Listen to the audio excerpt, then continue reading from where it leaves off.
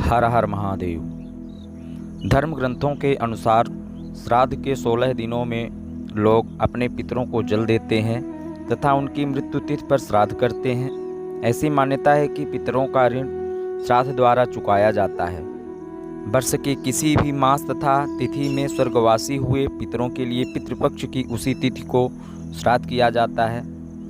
पूर्णिमा पर देहांत होने से भाद्रपद शुक्ल पूर्णिमा को श्राद्ध करने का विधान है।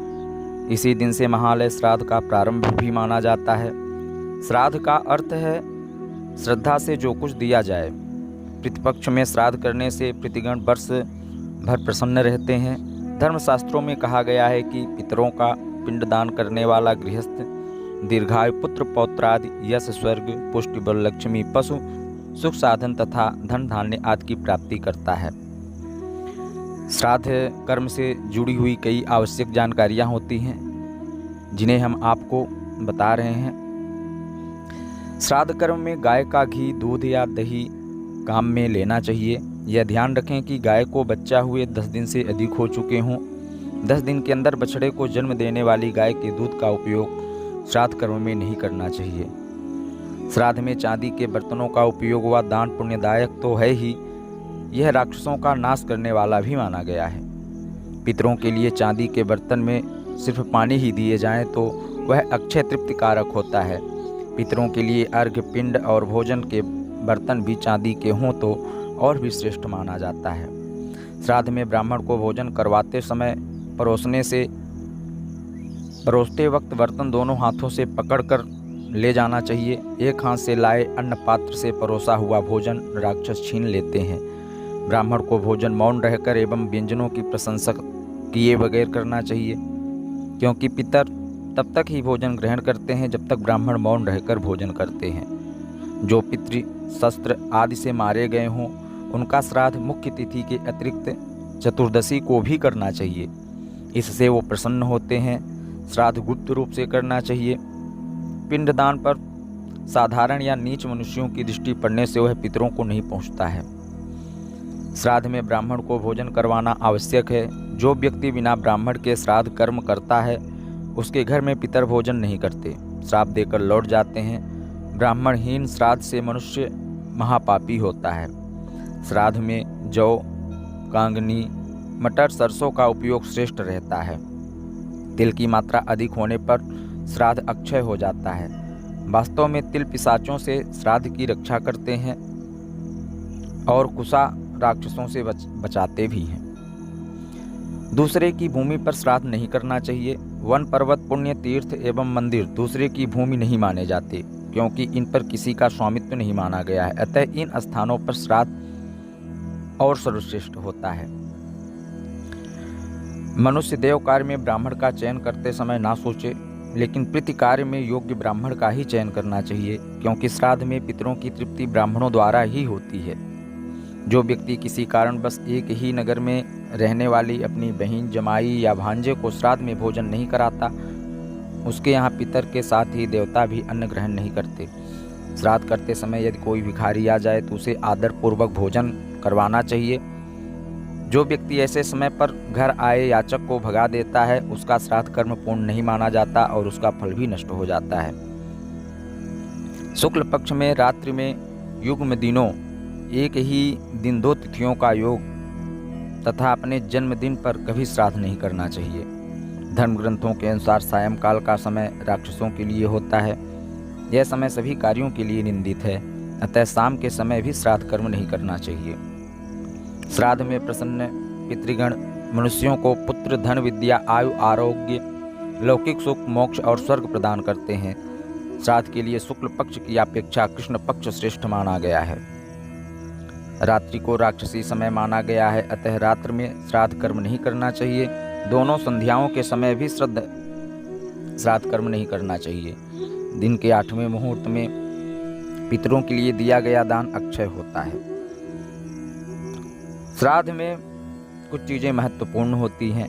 गंगा जल, दूध, शहद, दौहित्र, कुश और तिल, केले के पत्ते पर श्राद्ध भोजन निषेध है। सोने, चांदी, कांसे, तांबे के पात्र उत्तम हैं। इनके अभाव में पत्तल उपयोग किया जा सकता है। तुलसी से पितृगण प्रसन्न होते हैं, ऐसी धार्मिक मान्यता है। पितृगण गरुड़ पर सवार होकर विष्णु लोक को चले जाते हैं। तुलसी से पिंड की पूजा करने से पितरलोक प्रलय काल तक संतुष्ट रहते हैं। रेशमी, कंबल, ऊन, लकड़ी, तृण, पर्ण, कुश आदि के आसन श्रेष्ठ होते हैं। आसन में लोहा किसी भी रूप में प्रयुक्त नहीं होना चाहिए।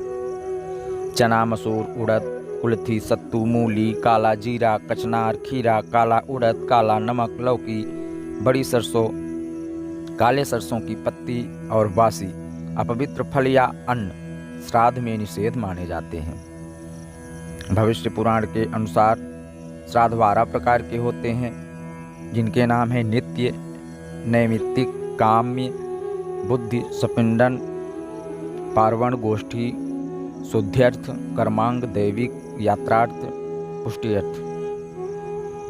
श्राद्ध में तर्पण होता है। इसमें दूध, तिल, कुसा, पुष्प, गंध मिश्रित जल पितरों को तृप्त करने हेतु दिया जाता है। श्राद्ध पक्ष में इसे नित्य करने का विधान है। भोजन व पिंडदान पितरों के निमित्त ब्राह्मणों को भोजन दिया जाता है। श्राद्ध करते समय चावल या जौ के पिंड दान भी किए जाते हैं। श्राद्ध के समय वस्त्र देना दान में और दक्षिणा देना चाहिए। यज्ञ की पत्नी दक्षिणा है। जब तक भोजन कराकर वस्त्र और दक्षिणा नहीं दी जाती उसका फल नहीं प्राप्त होता है। श्राद्ध तिथि के पूर्व ही यथाशक्ति विद्वान ब्राह्मणों को भोजन के लिए बुलावा दें। श्राद्ध के दिन भोजन के लिए आए ब्राह्मणों को दक्षिणा दे करके और दक्षिण दिशा में बैठाएं। पितरों की पसंद का भोजन दूध, दही, घी और शहद के साथ अन्न से बनाए गए पकवान जैसे खीर आदि, इसलिए ब्राह्मणों को ऐसे भोजन कराने पर विशेष ध्यान दें। तैयार भोजन में से गाय, कुत्ते, कौवे, देवता और चींटी के लिए थोड़ा सा भाग निकालें। इसके बाद हाथ जल, अक्षत यानी चावल, चंदन, फूल और तिल लेकर ब्राह्मणों से संकल्प लें। कुत्ते और कौवे के निमित्त निकाला भोजन कुत्ते और कौवों को ही करवाएं, किंतु देवता और चींटी का भोजन गाय को खिला सकते हैं। इसके बाद ही ब्राह्मणों को भोजन कराएं। पूरी तृप्ति से भोजन कराने के बाद ब्राह्मणों के मस्तक पर तिलक लगाकर यथाशक्ति कपड़े, अन्न और दक्षिणा का दान करके आशीर्वाद ग्रहण करना चाहिए। ब्राह्मणों को भोजन के बाद घर के द्वार तक पूरे सम्मान के साथ विदा करके आएं, क्योंकि ऐसा माना जाता है कि ब्राह्मणों के साथ साथ पितर लोग भी चलते हैं। ब्राह्मणों के भोजन के बाद ही अपने परिजनों, मित्रों और रिश्तेदारों को भोजन करवाएं। पिता का श्राद्ध पुत्र को ही करना चाहिए। पुत्र के न होने पर पत्नी श्राद्ध कर सकती हैं। पत्नी न होने पर सगा भाई और उसके अभाव में सपिंडों परिवार को श्राद्ध करना चाहिए। एक से अधिक पुत्र होने पर सबसे बड़ा पुत्र श्राद्ध कर्म करे या सबसे छोटा करे। अगर जो पितृ निराश होकर बिना भोजन किए चले जाते हैं तो वो इसलिए कि पितृ ऐसा मानते हैं कि जिस पर तुलसी पत्र रखा है वो भोजन देवताओं के लिए ही है, हमारे लिए नहीं है। इसलिए तुलसी पत्र द्वारा पूजन किया जा सकता है, लेकिन ब्राह्मणों के भोज्य में तुलसी का पत्र निहित है, वहाँ पर तुलसी पत्र नहीं रखना चाहिए।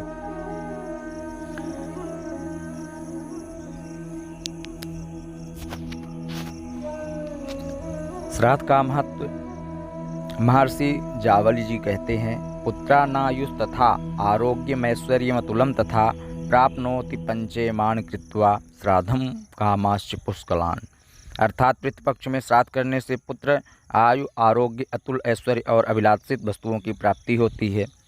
श्राद्ध न करने पर महर्षि कार्ण्यवाइन कहते हैं, वृश्चिके समनुप्राप्ते पितरो देवते सह निःश्वस्य प्रतिगच्छन्ति शापम दत्वा बुदारुणम। अर्थात सूर्य के वृश्चिक राशि में प्रवेश करते तक यदि श्राद्ध न किया जाए तो पितर गृहस्थ को दारुण शाप देकर पितृलोक लौट जाते हैं। पूर्वजों के अतृप्त होने के कारण होने वाले कष्ट, जब हमारे जन्म कुंडली या हमको पितृदोष लगता है तो उस समय पर विवाह न हो पाना, पत्नी में अनमन, गर्भधारण न होना, मंदबुद्धि या विकलांग संतान होना, केवल कन्या का ही पैदा होना, पितृदेश के कारण संतान में समस्या आदि आती है।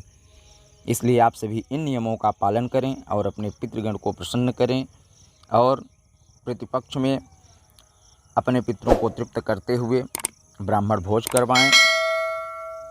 और उनका आशीर्वाद ग्रहण करें।